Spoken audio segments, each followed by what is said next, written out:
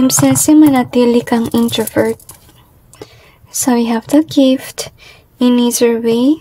We also have this one here. And we have this one.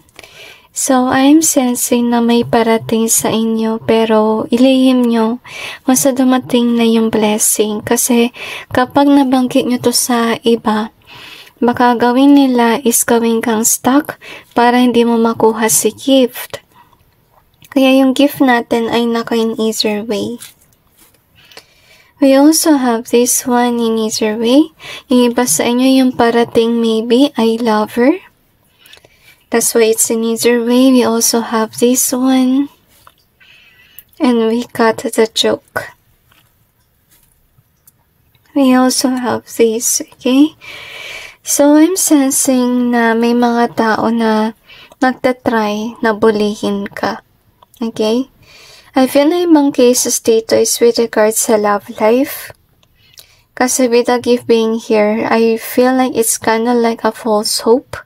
Kasi may nakita tayo mga negative dito. We also have this one thinking of you in either way. So, yung mensahe ng Panginoon, may parating na gift for you. Yun yung good karma mo. Pero may mga taong nagbabalak na maglagay sa'yo ng tao sa iyong buhay na akala mo magiging karelasyon mo. Pero yung pala, ito ay joke lang or a play. Itong tao na darating sa iyong buhay, this is somebody that you thought is serious. Pero you know, walang pakialam to sa'yo. At baka gawin niya yung iyong gift, so mag-ingat kayo. So with the moon, I feel like God is definitely calling you to be introvert at huwag mo na kayong kumilala ng mga bagong tao sa iyong buhay. Kasi may balak dumating sa iyong buhay para sirain ang iyong peace. Okay? So, I'm sensing heavy karmic to be honest with you.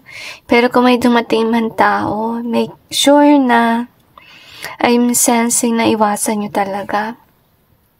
Kasi feeling ko yung parating na gift, hindi siya tao. Yung gift na yun is definitely blessing with regards to wealth.